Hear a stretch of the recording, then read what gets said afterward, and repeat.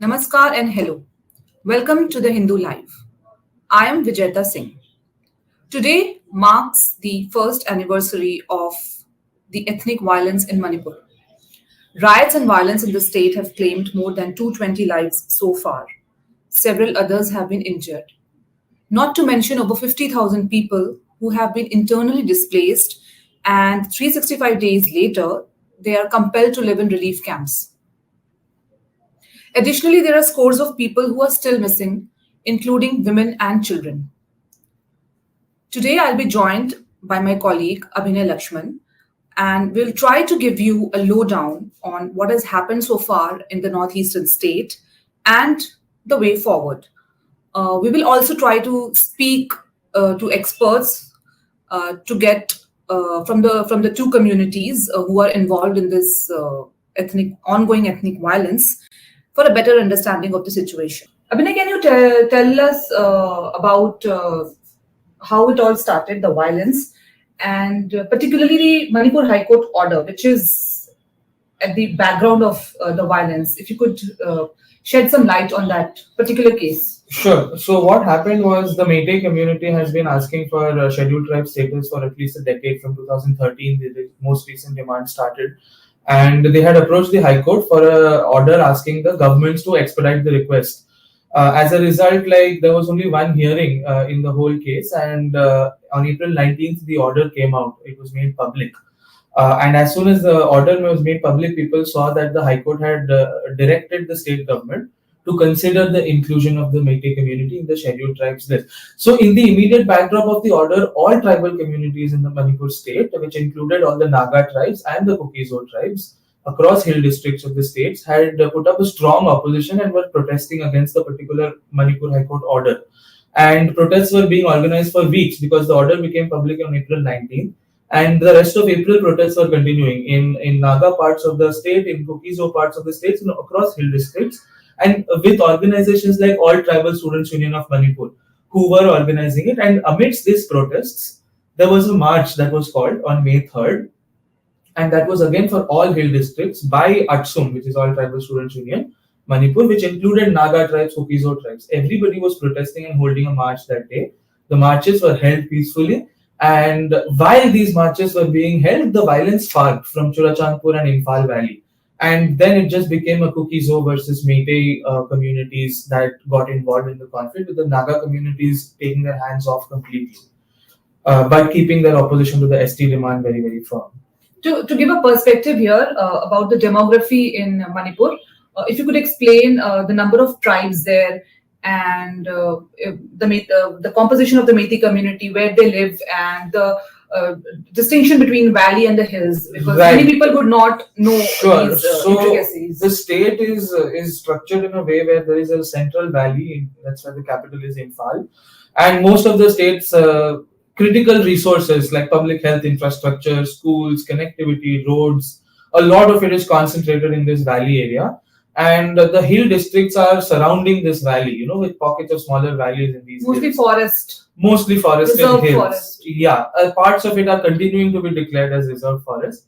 So the hill areas are largely occupied by Naga tribes and Kuki-Zo tribes. So these are two larger umbrella tribe groups in Manipur, under which there are a total of 34 tribes in the state. Some of which come under the Naga tribal groups and some of which come under the Kuki-Zo tribal groups. So that is how the demography is set. So when the violence actually sparked, the demography kind of split. Very, very clearly there was a split as soon as the violence began. Meitei people who were living in Kuki-Zo dominated hill districts like Churachandpur or Chandel in More had to leave the districts and go back into the valley. And the same way the Kuki-Zo people who were being attacked in the valley, their homes were being burnt, so on and so forth. So they had to come back to the hills, whether it was Churachandpur or Kangpopi. Churachandpur is down south, and Kangpopi is north of Imphal Valley. But they fall in the nomenclature, which is the hill. Hill district. So they had to escape to the hills from the valley area. As soon as the conflict began, in I believe the first week, the separation had been completed demographically. So it's kind of a football field. Valley is in the middle, and surrounded by the hill areas. Correct. Manipur. That is the Yeah, geographically it is geographically, the that's how it is. So once you exit the valley, all sides is just hills. So everywhere you go, they had to go into the hills or the forest to escape, and eventually reach villages where they knew people, where they shared ethnic ties, where they could find safety. So a year has passed on, and still there are incidents of violence which keep happening now and then. After a lull of say few days, the violence sparks again. Sometimes it is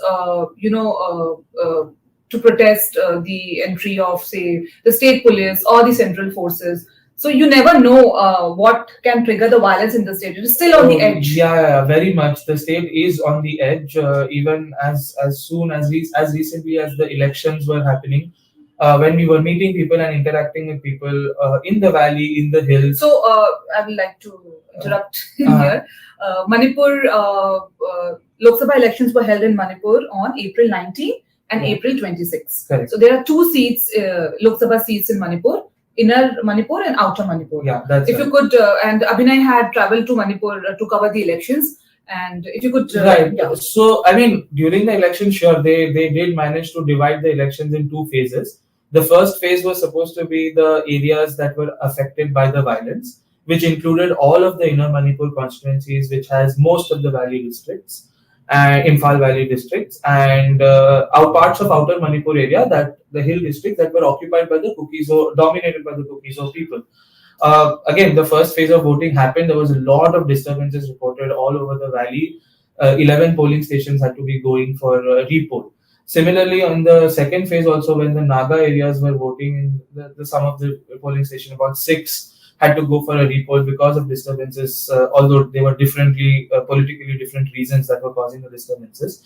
As far as the first phase, when the areas affected by the violence were voting, a lot of the disturbances seem to be coming from members who seem to have already been involved in the conflict. Armed outfits like Arambai Tengol and Meitei Lipun, people who were being harassed or intimidated by people during the voting process, suspected that these are the people who were threatening them or intimidating. And these are claims by the locals. Yeah. So, I mean, it has been a very, very charged atmosphere. Even it's been 1 year now, and almost every civilian in the valley and the hills is armed, either with licensed weapons or unlicensed weapons. Here, Abhinay made a very interesting point. I would like to bring in the number of weapons that were snatched when the violence started last year. So officially the number is over 4,500. Even in Supreme Court, the police has not given the exact numbers, but these are the number of weapons that were snatched from police armories, from police camps, and a little over 1,500, I believe, have been recovered or recovered by the police. So a large number of weapons and arms are still in the hands of the people, of the public. And this is very concerning. And despite efforts and despite announcements made by the Chief Minister or the Home Minister, Amit Shah, who visited the state last year from May 29 to June 1, 4 days he spent there. Despite his appeals, not many weapons have been returned by the people. Mm-hmm. And when you went there, what did you see? Like, it was this over dependence on, say, armed groups for protection, and the presence of weapons in the hands of people. Does it concern the people there, or are they okay with it? I would say that based on my conversations with people that I was interacting with, both in the valley and the hills, I don't know if carrying arms is something that is concerning the people themselves, because it seems to be something that they're doing very instinctively, that there is no other system in place that might be able to protect us or we might be able to call. I think that's a lot because of the history of the state and its people and the geography and the terrain. If someone is in a hill district somewhere or is in a forest somewhere and they are facing a situation, it might be very unrealistic to expect them to call someone and wait for help.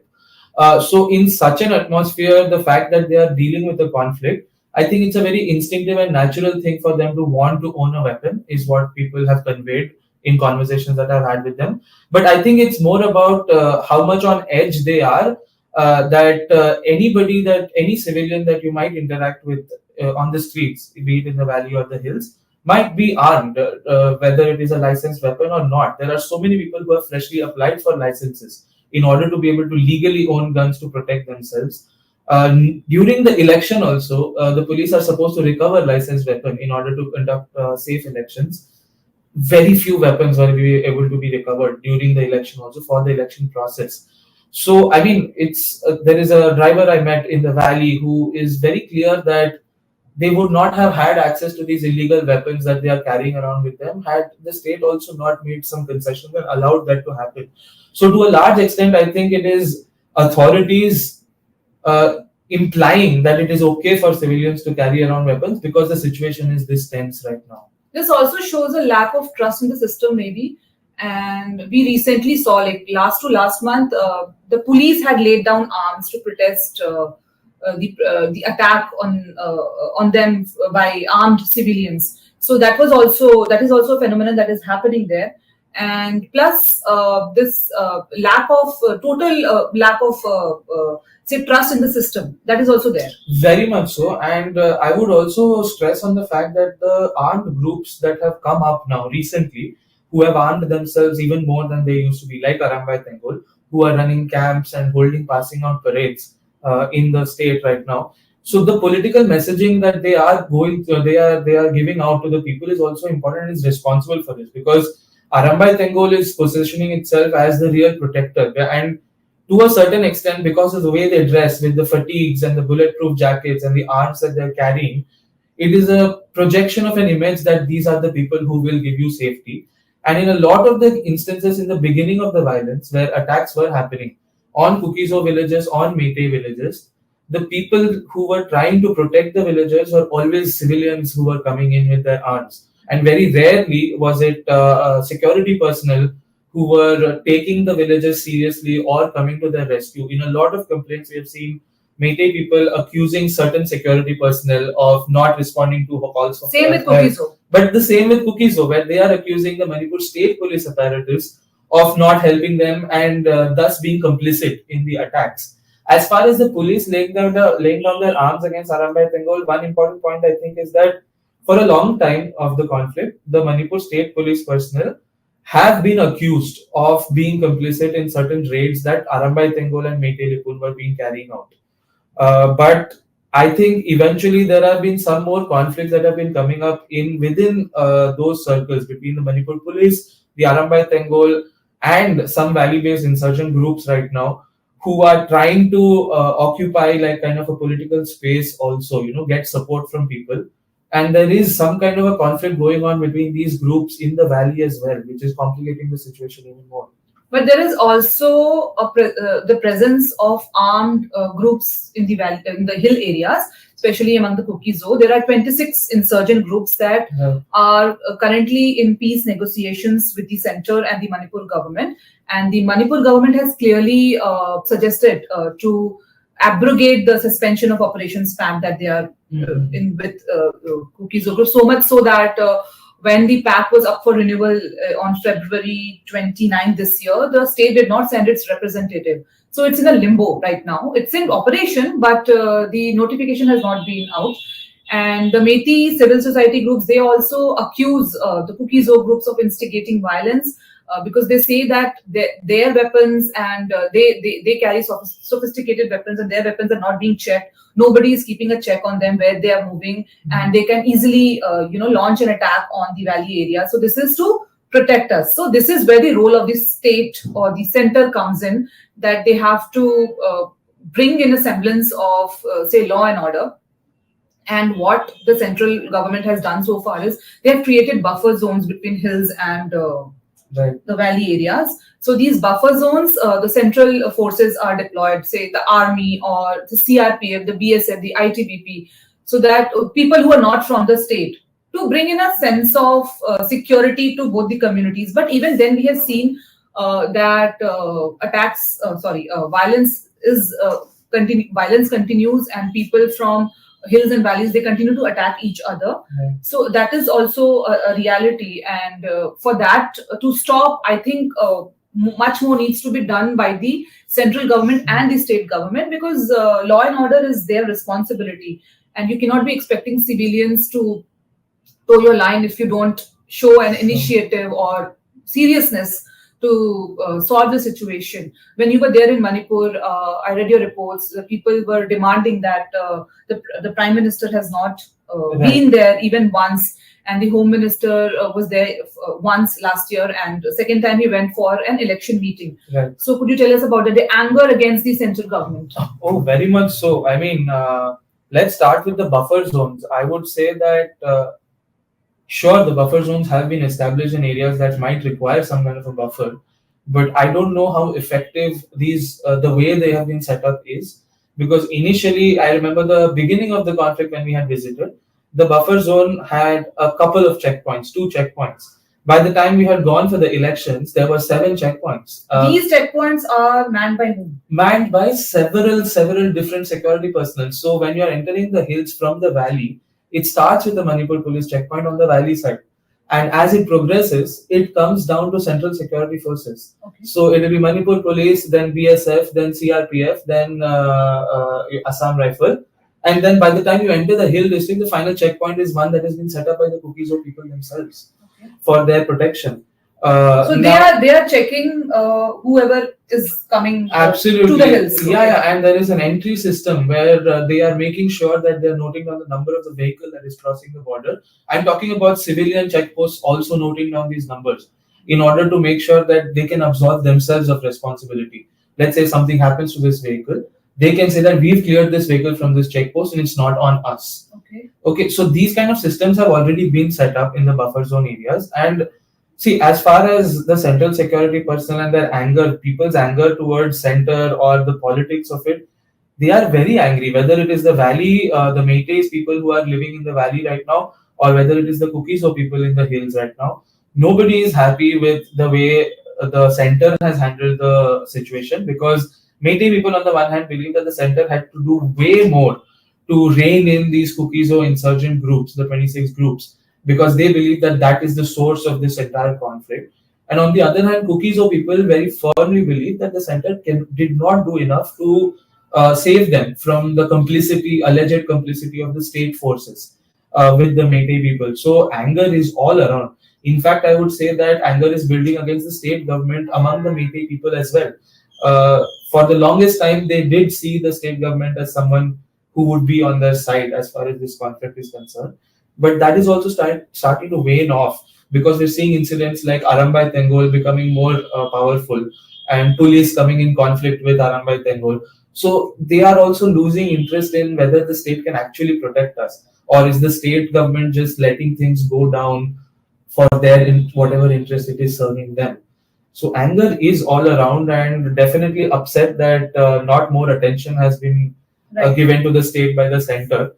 And I mean, they expect people to talk about this, people to bring this up and continue to be in discourse for as long as possible. So the Manipur Chief Minister, he has repeatedly accused this illegal migration for the current conflict. He claims that illegal people are entering Manipur illegally from Myanmar, and it was in this context, to a bit, that Home Minister Amit Shah in January announced that the free movement regime along the Myanmar border will be scrapped. So I'll tell you a bit about FMR. FMR, or the free movement regime, it exists along the 1643 kilometers Myanmar border with that India shares with Myanmar, the border. And there are no fences there, barring a few kilometers, because of the ethnic composition of the area, because people share familial and ethnic ties across the border, be it Nagas or the Kuki-Zo. So that border has not been fenced, and also because of the topography, it is a very difficult terrain in some areas, and some areas have not been surveyed also or marked also. So now the center has decided to fence the entire border, and this has also seen protest by the Kuki-Zo people. And it is in this context I would like to mention Manipur Chief Minister Biren Singh's post on X a few days ago, I think a couple of days ago, where he mentioned some numbers about the increase in a number of Kuki-Zo villages, villages in the valley, and he said that this exponential rise in villages is due to illegal migration. And he gave some numbers also. I think 960. Right. I believe he said there were 996 new villages that have come up since 1961. Yeah. Okay. But see, I mean, as long as addressing that question is concerned, sure, people in the valley believe. Okay, let me just put it this way. I know that the High Court order was the immediate trigger, but in the 1.5 weeks of protests that were happening following that High Court order, tribal people were bringing up a lot of other issues they had with the state government, which included the state government coming into the hills and declaring certain parts of the hills as reserved forests. That included alleged discrimination of resources by the state government for the hill districts. And while all of this was happening, the anger that was building in the Meitei community was building for other reasons in addition to the ST demand as well. A lot of Meitei people believe that scheduled tribe people like Kuki-Zo people will come in, settle in states like Manipur, and because they are tribal, they will be allowed to buy property and land in the hills. But at the same time, the hills don't have resources, so they'll be able to live and work in the valley and own property in the hills. And that is something that a lot of Meitei people that I have spoken to throughout the last year have mentioned, that is an unfair. It's a sore point for the community. That, the fear is not unfounded, because that's what they say, that Kuki-Zo people can come and live in Imphal Valley, but we cannot buy houses or properties in the hills. Right. So that dynamic is also there. Very much so. And I mean, yeah, it is. You cannot say that the fear is unfounded, but the expectation is that if the state is going to be structured that way, where there will be hill areas and the central valley area, then there should be allowed a certain amount of parity on who gets to own property where. And that has been like a primary sore point with the Meitei community for sure. But it is a fact that under the Indian Constitution, forested areas and hills and forest dwellers are given special rights because of the terrain they live in and the culture that they have come from, which includes being one with the forest as part of many other things. Now, I mean, as a result, what has happened is the Meitei community, in the process of demanding ST status, have also positioned their community as a tribe, anthropologically speaking, if not constitutionally.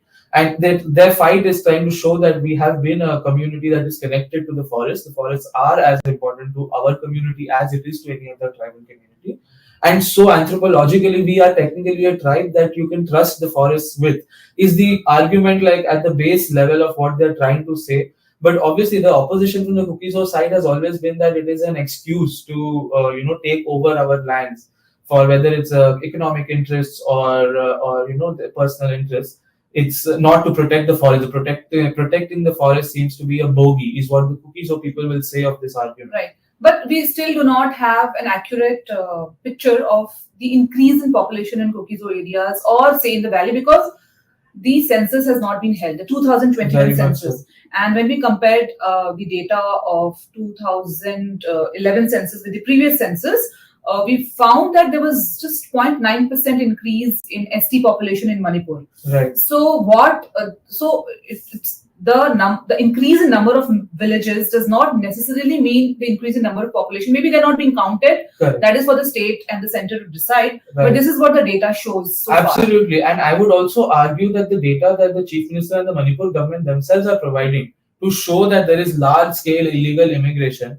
They are saying that we have started biometric registration of these illegal people from Myanmar who are coming in and changing the demography of the state. But their identification so far has led to identifying, I believe, maybe 2,800 people. 2,800 people. That was just in one phase. Right, one phase. But I'm trying to understand if 2,800 people in a state of a population like that is enough to change demographies to the extent of causing. No, that's what I said. Differences. That was in one phase, and that's what the Chief Minister has been saying. That if a statewide verification is done, then many more people. But that's for future.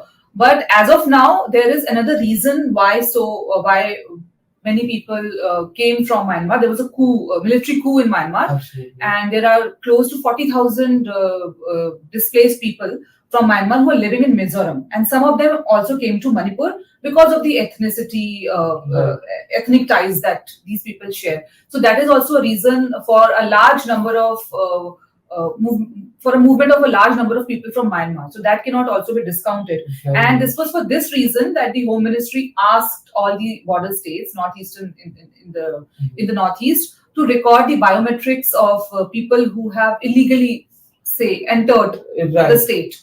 But see, my position, I mean, I would like to clarify that, see, if there is a significant fear among the local populations that there is like significant demographic changes that are happening, I think the only way any state, be it a state government or a center, can actually address this fear is to actually count and let people know that whether your fears are founded or unfounded, the numbers support them or not. If they support them, what we can do about it. So I think in the absence of such kind of empirical data, it's very easy for people to go with what they are seeing, which is anecdotal and which will be less empirical than if we actually do the statewide thing. So I think that uncertainty is also part of the reason that is fueling the mistrust between the communities. Because right now, if you go and talk to a Meitei person in the valley, no matter what empirical data, as we see it as empirical, is presented to them, the belief that it is the new Kuki-Zo tribes who are entering Manipur either through Myanmar or after having come through Mizoram is so strong and founded and based that I don't think that is shakeable. There is also a very important aspect to the cycle of violence that is going on. The wheels of justice, they have not seemed to move in Manipur. Recently, Article 14 published the charge sheet of the sexual violence incident that happened last year in May. With 2 women were sexually assaulted and they were paraded in Manipur. So it had gory details. It kind of reiterated what the women had stated in their first statements to the police. And the incident came to light only after the video of the incident was viral. So the CBI filed a charge sheet and they have not seemed to make any fresh arrests. These arrests were all made by the Manipur police, and CBI had just taken over the case on the orders of the Supreme Court, which is monitoring sexual violence cases against women in Manipur. So CBI did not make any fresh arrest, and in their charge sheet also, as you mentioned in your story, there are 3 people who are still absconding, and they have not been able to make any fresh arrest. And even the state government has not given prosecution sanction for 153A IPC. And the trial, has the trial started? It's being held outside the state in Guwahati. For sure.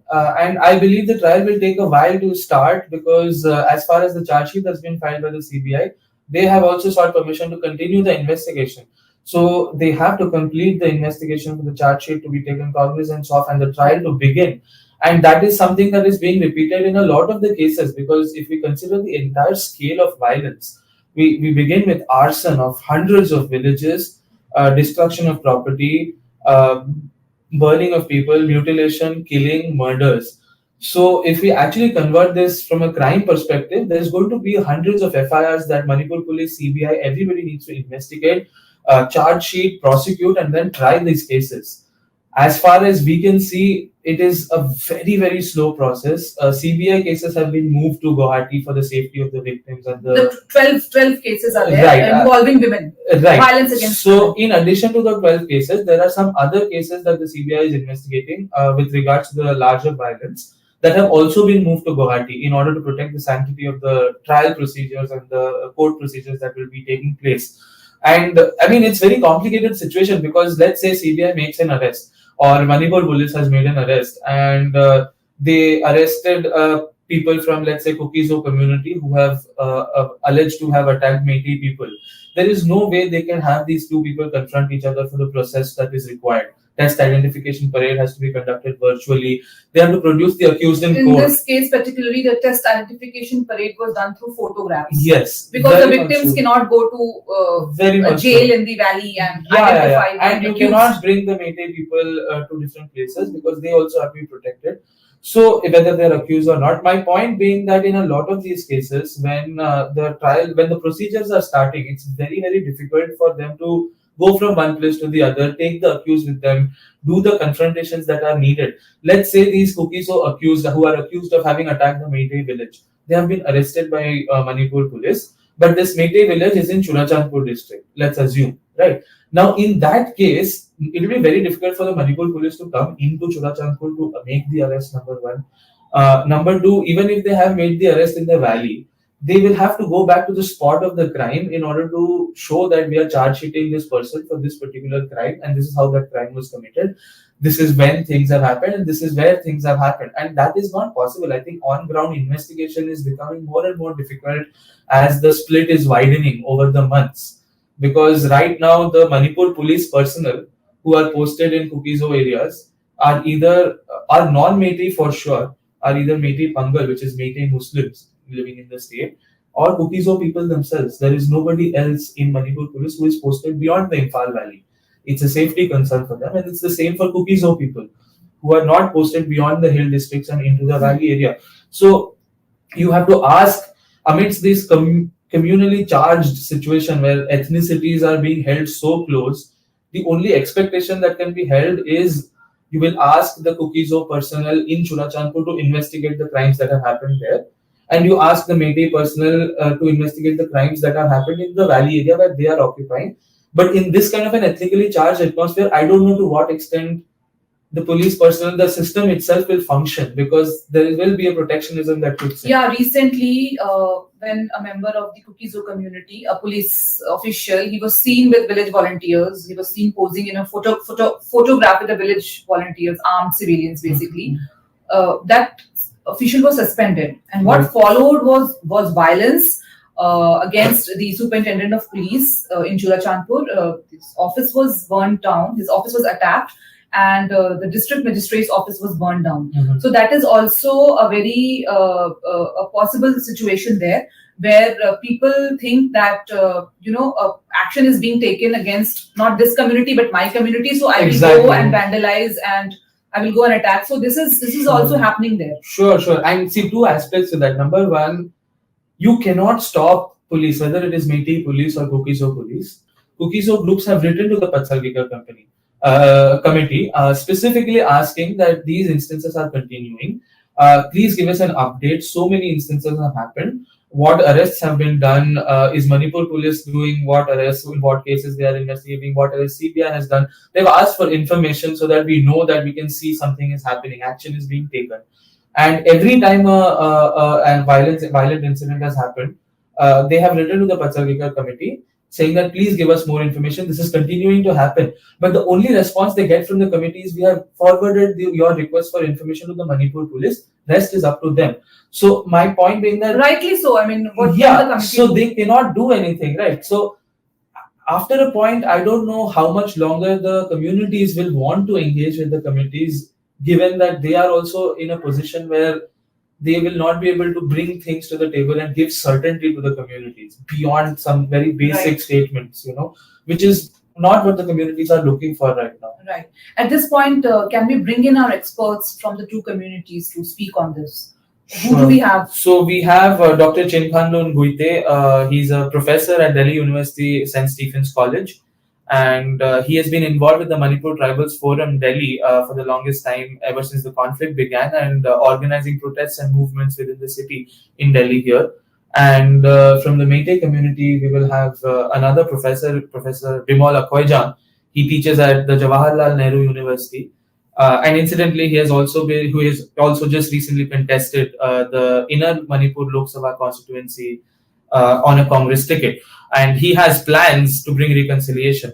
But we'll be joined by these guests in a moment, and we'll see what they have to say about the way ahead and how the communities can come forward to a reconciliation just beyond disarmament and the political solutions at a community level.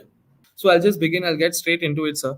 It's been 1 year since the conflict began, and we have just seen there is that fresh spates of violence continue to occur around the state with regards to the ongoing conflict. And committees have been formed, FIRs have been registered, cases have been handed over to the CBI. But still, the conflict continues and there is no resolution in sight. So, to start with, I wanted to ask you how you have seen the conflict evolve through the 1 year, and what has led to the conflict coming to a place like it is at right now. I didn't get the last one. What you said. like why it is still at a deadlock situation? What developments you think has led to the deadlock Okay, that still got it. Got it. persists in the conflict?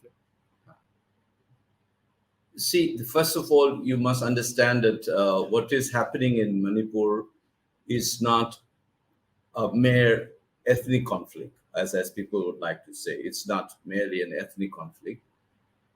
This is a larger, sinister politics being played out, involving statecraft, security related strategies, and politics uh, involved in all rolled together, and there are multiple players.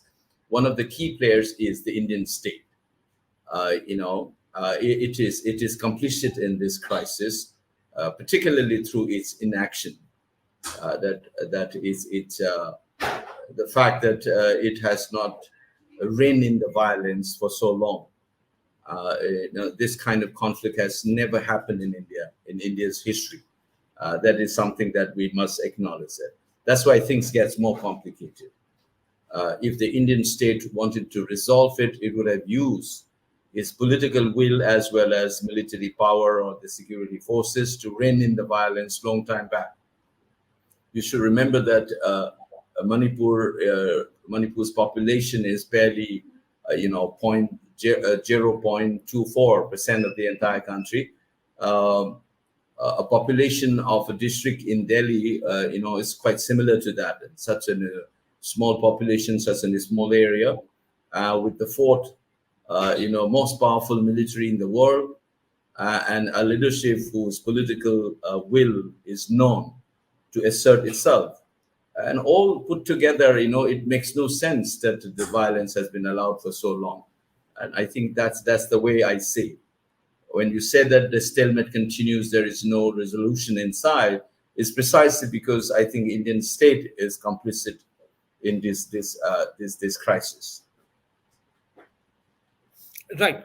I want to get to the next part. So now that you have said the Indian state's inaction in itself has been an action of complicity of some sorts, what I wanted to ask you was, as a resident of Manipur, as a member who belongs to a community that is part of the conflict right now, what would you expect that the Indian state, so to speak, I mean the state government and the central government, ideally should have done in the last as soon as the conflict broke out? You see, one of the first thing is that they should have reined in the violence in the first couple of days itself. When the violence, the specter. In fact, you can go a little beyond earlier than the 3rd of May. Crises have already begun in Churachandpur. You remember that the gyms were burned down and forest office were attacked. Those should have been the warning signs. You should have understood it clearly. And I believe that, and besides this, if you have already seen that kind of a violence in Churachandpur and its adjoining areas in Bishnupur district, steps should have been taken to prevent any forms of retaliatory violence being enacted in Imphal and in other districts. The measures should have been put in place, but that did not happen. I think that's the first thing that we see. And later on, once the violence occurred, what should have done is to ensure that the life and property of the people in the remaining part of the state are again ensured. Take, for example, in Churachandpur, you shifted out all these Meiteis, and right under the nose of the administrations, with the district police, with the armed forces presence, not only the population have been driven out, but their properties and houses have been reduced to ashes. That did not happen in Imphal, thankfully, because it's the capital city. But but sir, I could argue that localities in Imphal, such as Paiteveng, we have visited them right after the violence, and we saw to the extent of destruction that had taken place. And even now, Yeah, when I was in Imphal for the election, that is what I'm saying. That's what locations I'm like saying. Paiteveng But you can see the extent of the violence. The Paite Vang and others have been reduced, were vandalized. You can see that. But many other places in Chekon or any other areas, they are still intact for more than 4 months. Even segments of the Kuki populations were there, still in Imphal, while the national media go hammer and tong on the fact that there is no cookies, is trying to support a particular kind of a narrative that there is no cookies in the valley and there is no Meiteis in the hill, trying to support a particular kind of a political project. And right under the nose of the administration, bulldozers were used. Brick by brick, that place like Kumujambalekai was reduced to ashes. And if you go to Imphal, I can still show you their properties and colonies still intact. Their houses are still intact. And unfortunately, even some of these properties have been allowed to be occupied by usurpers. The government has done nothing on one side. So I think these leaves a very bad taste on us, in whether it is in Imphal, even if the properties were not destroyed in the manner in which Meitei properties and localities have been reduced to ashes and dust. Even if it doesn't happen, you can see that people talk about these properties rather than protecting, where it's been allowed to be usurped by other peoples. I know these kind of measures the government should have ensured that this kind of thing didn't happen. The third one I would suggest is that in fact, the second aspect that I'm talking about, Kumujambalekai and so on, is a clear indication that state is involved. It is a state-sponsored activity. Otherwise, how come that Kumujambalekai is disappeared suddenly? It takes months. And you should ask this. State complicity and state-sponsored violence is a clear example. In Kumujambalekai is a classic example of that one. If it is armed forces is there, the district police is there, the DC is there, and still bulldozers were used. And then you see how that areas have been flattened. But the same cannot be said. You pick up one or two, like Vijaita Vang, but if you see any other properties in Imphal, they are still intact. And for 4 months, there were cookies, residents, people there in Imphal itself. The third point that I have said this in national media. If the Prime Minister wanted to solve it, he would have intervened. He could have called his MLAs belonging to all the communities of his own party and asked them to talk and resolve. You think that if the Prime Minister takes such kind of an action that it will not be implemented by these MLAs? No, they didn't do it. Instead, it's like a fragmentation in communal politics. You call the Kuki MLAs separately, the Naga MLAs separately, while asking the Meiteis MLAs to keep quiet all along. And that's the kind of thing that. And the fourth one, the national media has been quiet on an issue that I have tried to raise. Who's calling the shot in Manipur? Whether Article 355 has been imposed, whether security and law and order is supposed to be taken care of by the unified headquarters, the chief minister is not in charge of that. Who has allowed that thing to happen? Who's actually calling the shot? When the Home Minister Amit Shah says that the state government is cooperating, all these things, that inactions and the actions of destroying residential colonies, is that what the government instructed to do it and implement it on the ground? What does it mean by that the CM is cooperating with the union government? So there are in federal structures, the competencies and division of power between the state government and union has been diluted. I try to warn, today it might be Manipur, but it could be anywhere else. And all these things have lost in the communal harangue all along. I think that's one of the most unfortunate part. And in this 1 year, we must ask these 4 fundamental issues. I'm repeating it. Who's calling the shot? Is it the state government or is it the union government? Such kind of a civil war-like situations. People are armed to the teeth. They roam around everywhere. How does this union government allows this thing to happen in Manipur?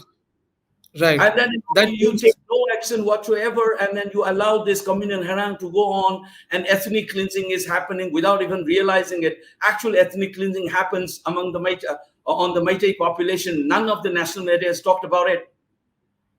You have seen it right under the nose of the administration that colonies have been destroyed one by one. And is this that complete of the government of India's involvement? Otherwise, these things would not have happened. And I said, right from the day one, they fell into rein in the violence in Imphal and other areas. Second, they allowed this ethnic cleansing to happen in Churachandpur. And the third, the Prime Minister hasn't uttered a word and did not even call his MLAs together to sit over in his presence or Home Minister and resolve the issue. Instead, you have a communal politics of calling the Kuki MLAs separately, then the Naga MLAs, and ask all these Meiteis MLAs to be kept quiet. You see, that kind of a thing has happened. And this is Right. 1 year. The last one I'm reminding you again is that the federal structure, you should ask. One says that 355 is enforced. Some said it is not. This confusion is created. And it is like what Chanakya seemingly once said, that if you cannot convince a person to follow a particular political project, then make them confused. So you say 355, lagu hai, ya nahi lagu hai. And then the Home Minister says the Chief Minister is cooperating. So who's actually calling the shot? Is Mr. Biren Singh a convenient scapegoat so that the blame doesn't come on Delhi? And he is willingly participating in that game. All these questions must be asked instead of the communal haram that we have seen over the 1 year. Right. So that brings me to the question about, given everything that you've described has happened, on the one side, there has been a complete breakdown of trust as far as state machineries are concerned. People across communities right now do not believe they can trust any part of the state machinery to protect themselves. One of the fallouts of which has been civilians arming themselves. On the other hand, there is a significant, lapse of trust, obviously, between the two communities themselves. So my question to you is, how do you see this trust being rebuilt? Like, how can one even begin to rebuild this trust? One, upon the state machineries and the state structure that can be operated, and two, among the communities themselves. See, I still believe that if the government of India wants to resolve it, this can still be resolved. The first thing is to assert the writ of the state. The writ of the state must work. You know, in the Weberian sense, it is the state which claims the monopoly of the legitimate use of physical force. And they must assert. But, unfortunately, because of the complicity of the Indian state, nobody trusts these institutions. People don't trust Manipur police. It has been allowed to be defunct. And, sort of institutionally it's been destroyed on the communal lines. And similarly, Indian armed forces, which should stand up above all these petty politics, have been allowed to be subjected to some kind of an image where they have been siding with one group or the other. Their action has been often seen as selective. They are only targeting Meiteis. How many Kukis have been arrested by the Indian Army so far, or the Indian Armed Forces? And how many have been arrested by the Indian armies and taking actions on the one community rather than the other? That kind of a partition pictures is very unfortunate. The Indian Army must have been very worried with this image. I mean, you have allowed an institution like the armed forces to be, put in such a situation that they have been, people started casting aspersion on them. This is very unfortunate. That all the institutional mechanisms have collapsed. You don't trust the army and you don't trust the paramilitary, you don't trust the police. So that's what I'm saying, sir. How do we begin to build the communities is that the state must ensure that its authority works. And it must address this image problem. What the police and the armed forces, they should not be seen either as being partisan towards one or the other.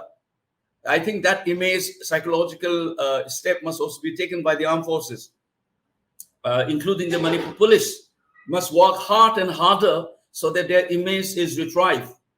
The armed forces, the same thing goes for the Indian Army as well. And I think this basic step must be ensured.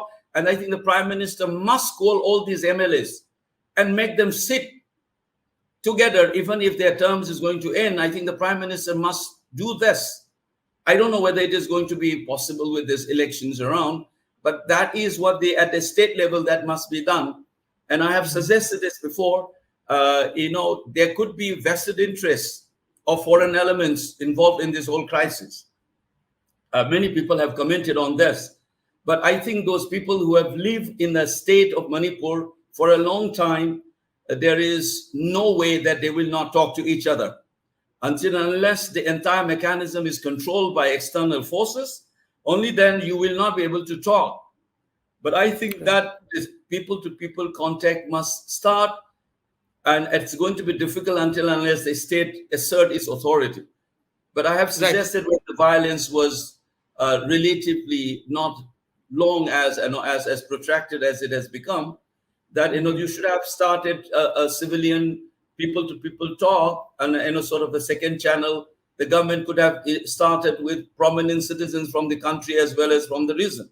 I have suggested some names 6 7 months back. That didn't work. But at the moment, I think beyond the community, you should ensure that the state of India becomes a legitimate, a just institutions in the eyes of the people who are in conflict in the state. Right. Which means You mentioned the army, the armed forces, paramilitary must ensure both psychologically in terms of people engagement. They should not act as if they are siding with one or the other. I think that particular got you. perception must be challenged, and through deeds as well as to people to people contact. I think that is the first important thing we must do right at the moment. Right. So, sir, just the last thing, like you mentioned, that you have hope that people who have been living in a state like Manipur for this long will find a way to reconcile. As far Absolutely. as we are seeing on the ground, it was very, very difficult. Everybody we spoke to said that it is, as of now, impossible for any Kuki-Zo person and any Meitei person to come face to face and not have it break out into a violent argument or a fight, if not something worse. So I'm trying to understand what you think will help dial that down at least. You're saying that people need to see other people coming together and that would help. Is that what you're saying? One of the first thing that India has seen communal violence for so long between the Muslims and the Hindu. There is basic mistrust between these communities, but nobody has ever said that they can't live together, they can't work together. I think this particular narrative must be countered. As long as you stay as a citizen of this country, you are bound to encounter as a fellow citizens. And to suggest that another fellow citizens cannot work together, be that in the press or in academic institution, in armed forces, in the bureaucracy, or in private companies in this country, that two groups of citizens cannot work together, I think it is wrong, absolutely wrong, to even support these ideas. The rest of the country must answer to these questions. Whether you want to emphasize on this fact that the citizens cannot work together, live cannot together, then give them a separate country. Those of us who wants to be part as a 19th state of India, we will continue to work as a citizen of the country. And for me, as a citizen of this country, it doesn't matter whether it is a Keralite or a Kashmiri or a Bengali or a Kuki or a Naga, as long as they are citizens of this country, I will live together with them. I will work with them together. Right. Got it, sir. Thank you so much for giving us the time, sir. That's the time we have for now. I really appreciate your expertise and your opinion on the subject. So thank you very much for giving us the time. Thank you. It's my pleasure. It is back to my normal self. I'm trying to lead Absolutely. engaging with my students, But helping across the country, right. including communities How who are is supposedly antagonistic to each other. These are Right. all my students. So that's a different world. There I'm are sure. problems. You should remember that, I believe in that saying. What is that? Muskil zarur hai, lekin namumkin nahi. It may be difficult, but it is not impossible to solve the problems. And I believe in that, and we should be working towards that. Thank you Right. so much. Thank you, sir. Good evening, sir. Thank you so much for giving me the time. I can imagine how hectic the schedule must be, but I'll dive right into it. It's 1 year tomorrow since the conflict began, Yes. and I wanted to know what you are reflecting as a member of the community, as someone who's from the state but is not living in the state right now, uh, on this 1 year of the conflict. What has happened? What should have happened? And yeah, we'll just start with that. All right. Thank you, Abhinay, for the opportunity as well. Um, yeah, it's going to be 1 year tomorrow, and the thought itself is a bit harrowing in the sense so many people died, so much of anguish and loss of life, also loss of property and other things. And it's 1 year and nothing has been done. So it's, the feeling of abandonedness, the feeling of helplessness, it's unimaginable. I'm in Delhi, fortunate for me in my education, which I have got from my hometown and, of course, the country. But at the same time, you cannot. I wanted to help in every way I can. I participated in the social activities. I'm also the spokesperson of MTFD, though in this case I'm in my personal capacity.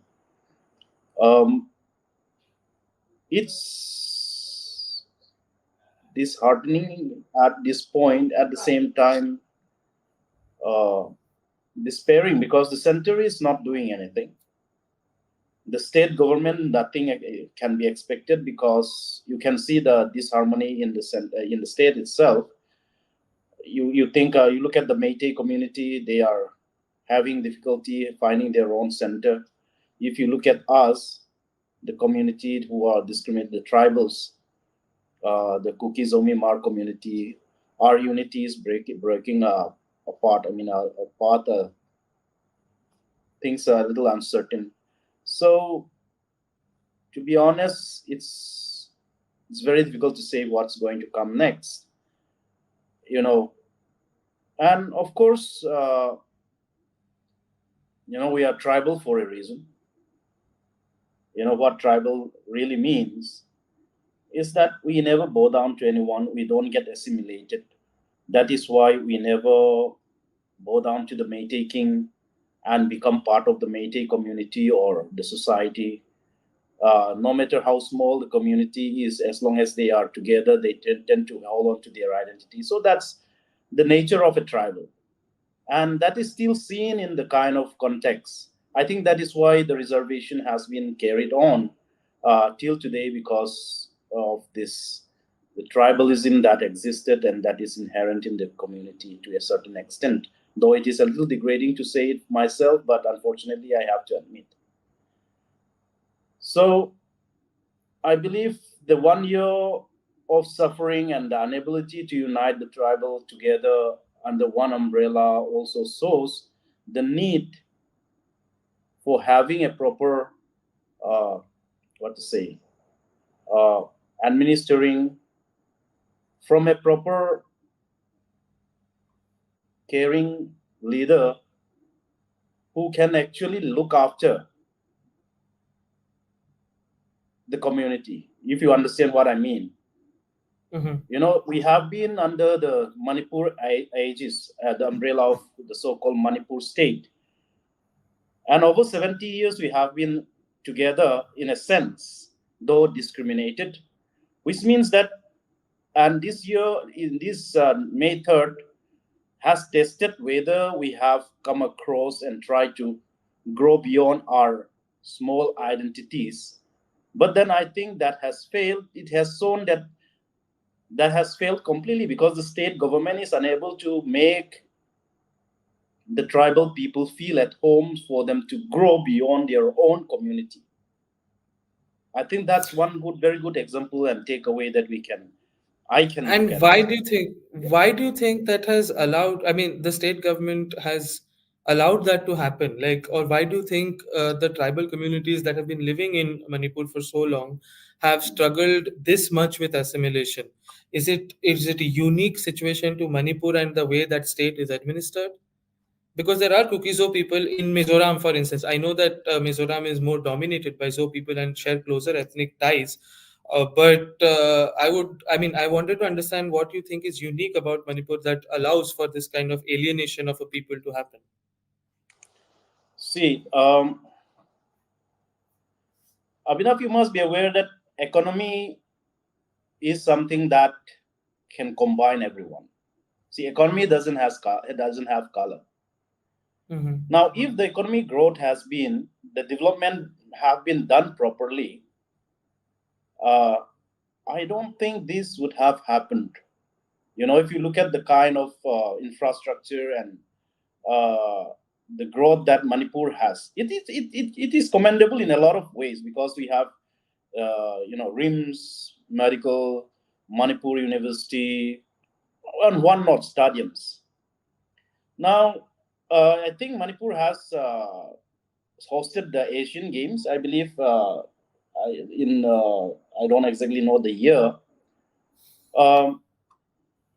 There, during those days, even then, they have completely stationed everything in the plain, and no attempts have been done to put the focus on any of the hills.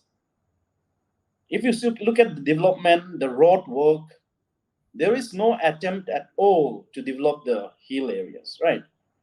So when an area, a region is underdeveloped deliberately, then they have to find their own identity and find their own kind of determination or growth path. Then you tend to see the ruling party as a party that is not taking care of you. So therefore, you will grow further apart. It's like a household where you are treating somebody as a stepson. I mean, think of a house. No, I get what you're saying. See, I Yeah. understand that these are the circumstances under which the conflict broke out and exacerbated these feelings Yes. within the communities.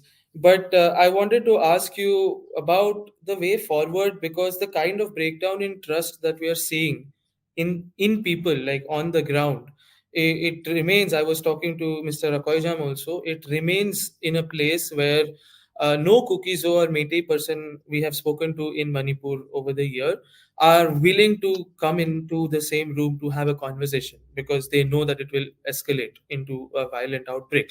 My point being that it has been 1 year of this. I Yes.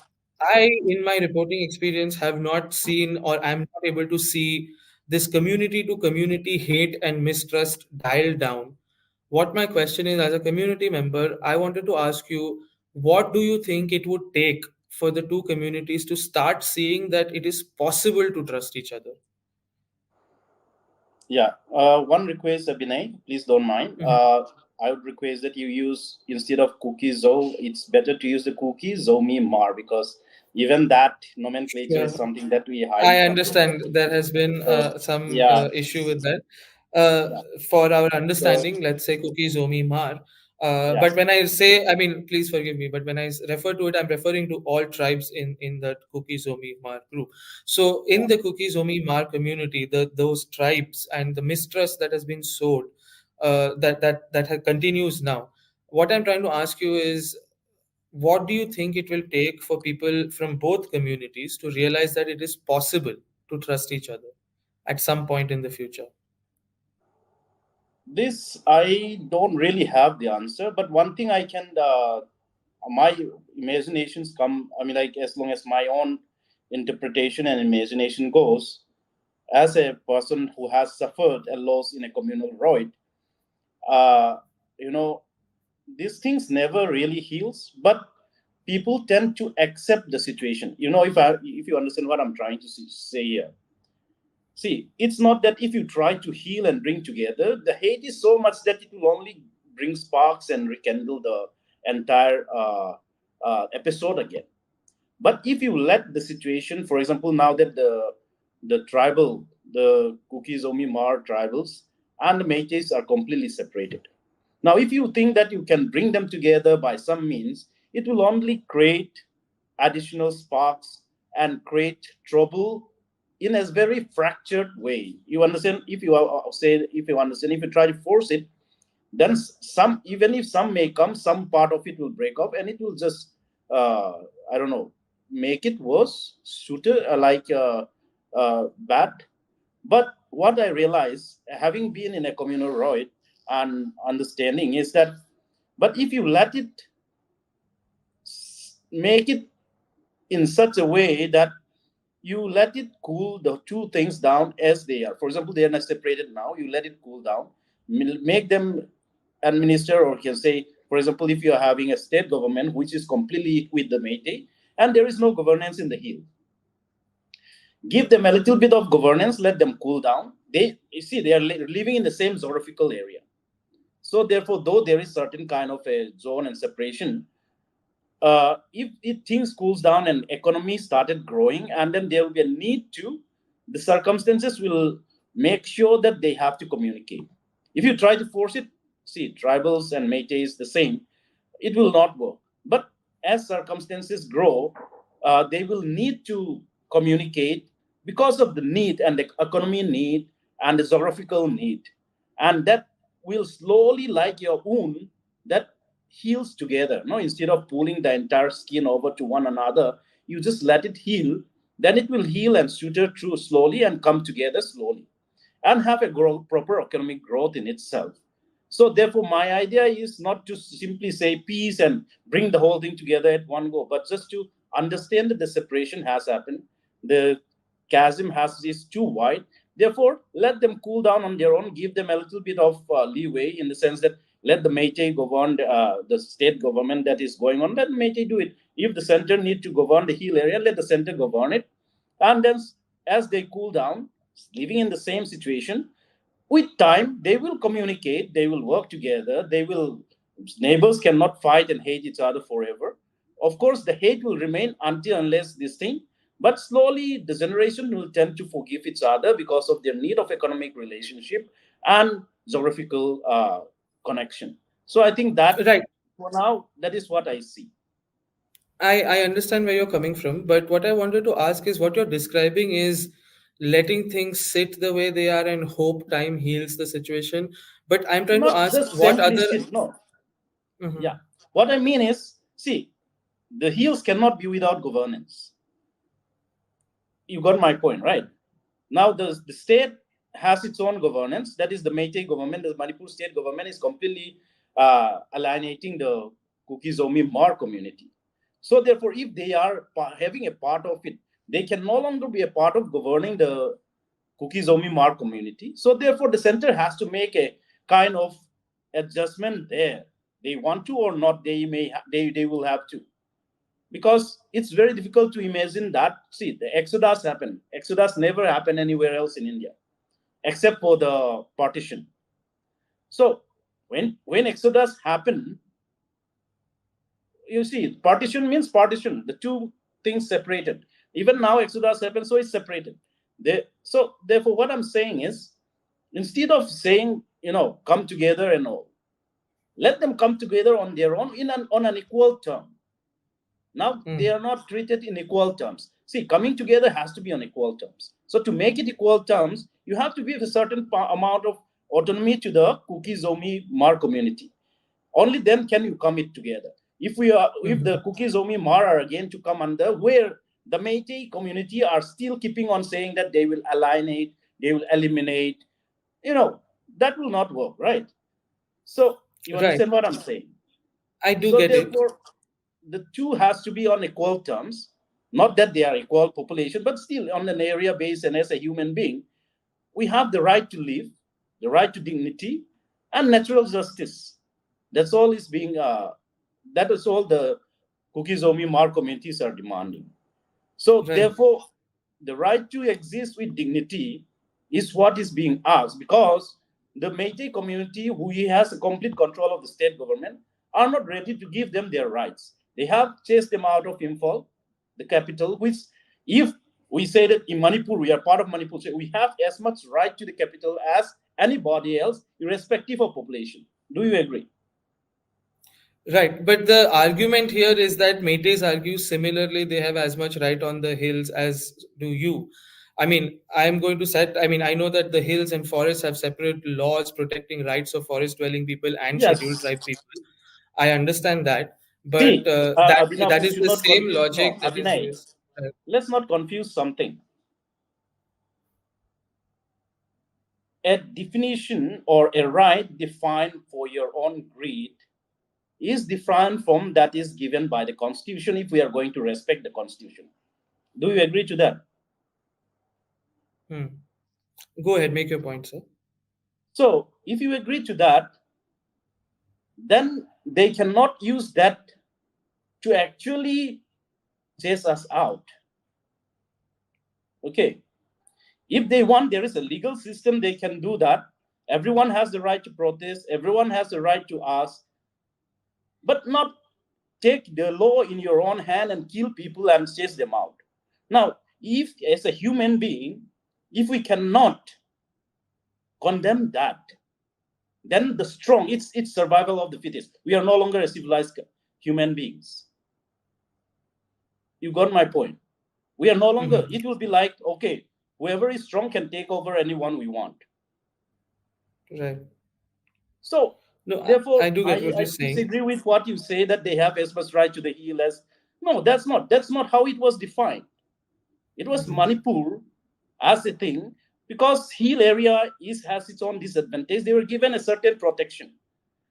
Okay, if the hill area has enough development and they have given enough development over there, and therefore with that argument you say that okay, now that the people are developed enough, that their reservation and the protection can be taken off with a proper law and order, proper procedure, court, everything. I will not fight against this. You understand what I mean? Hmm, But hmm, then hmm, the development has not been given. They are at a disadvantage. Okay. hmm. And it's not that they want to live there. It's just a sudden realization that there is riches on the other side. So they wanted to kill everyone out there. So that's the message. So I then understand it's no what longer you it's a right. jungle out there. Right. So I So understand what you said about letting making the two communities on equal terms and then thinking about reconciliation, because the coming together has to come in on terms of equality. But what I'm trying to ask you is that what it would take for Kuki Zomi Mar people to believe that the Meitei people will treat them equally, because let's say the center agrees to give certain degree of autonomy to Kuki Zomi Mar people in the Hill district. Will that suddenly make the people believe that Meiteis will treat them equally? now Meitei will never treat the Zomi Mar community as equal for a very, very long time until the Zomi Mar community developed and stood their ground and come to their level. That's we have to agree. That's just a, how I was to think that the Meitei will treat the Zomi Mar community as their equal. They have never treated, they will never treat it. Now that we are having, see, what is the rhetoric that they have been putting forward? They say that okay, they are more in the IS officers, they are having this blah and blah, they have become more rich, they are richer and they are having land in the Imphal Valley, so therefore we should chase them out otherwise. So it's a fear psychosis that has prompted this. Do you agree? No, I mean, it's immaterial whether I agree or not, sir. But my point being that, No, see, I see, this is a understand that. conversation that we are trying to make here. See, Mhm. the majority thinking that they are a victim and bullying the weak is what brought us to this point. This is rampant in the entire world right now. Mainly it's because of social media. Looking at that, therefore, for the Meitei to they have never in the old days they don't even want to touch the people from the hill. That is known and well documented. Now that they have come up, because they are afraid that they would become equal or become better than them, this is what happened. I think I'm not mistaken in saying that. So therefore, as long as they cannot embrace us as part of Manipur, if you look at the culture of Manipur, the culture exhibit of Manipur, you come to Imphal airport, the tribal community's presence is minimal. You will always the Meiteis culture that is projected. Now, having said that, so therefore, the difference, see, the separation and the difference is always there. It's just that it escalates into a kind of a eruption at this point, and there the physical separation happened. So therefore, Mhm. looking at the history and the kind of treatment and the kind of consideration that has been given to the tribal community, including the Nagas, I think it's time the center realize that maybe it's better to administer them if they grow equal and see. Given the opportunity, tribal has the potential to grow and become part of the nation building and will contribute to the country in a good measure. What is so bad about it? Provided there is no discrimination done by the Meitei to them. Of course, there is a pro and cons to everything. There are social evil that is existing in every society, but potentials are there. So therefore, to make that to give that potential a chance, all we are saying is that the administration should not be in the hands of someone who never really embraced them. You got my point? I do. So that is the appeal that, on my perspective, I know how you see it is a different thing, because you are listening to the Meitei parts argument, because they try to justify the discrimination in their own way. Maybe that's sure. how I they mean, see it's it. not. I'm See, saying they're wrong. it's not about. My point was to just bring that argument so that you can bring your argument against it. But again, thank you so much for giving us the time, sir. I really, really appreciate it. And this is what we wanted to talk about in terms of what next, because we have 1 year of this conflict. Manipur is not alien to long drawn conflicts between communities, and it's in nobody's interest for these kind of conflicts to keep continuing. So you heard the two experts that we got in for the show. Uh, let's hope that peace prevails in the state. And as far as action is concerned, there should be like more concerted action on the part of the center as well as the state government. Just leaving the state to its situation is not, I think, Sure, and I think helping the situation at all. beyond the government level intervention, I think community wise, the two communities have to see each other, trusting each They need other to before. speak to each other, and there before has they to be can- some reconciliation. Very much so. Yeah. To build the trust back, and we can only hope that happens as soon as we can expect. Right. I think we'll conclude. Thank you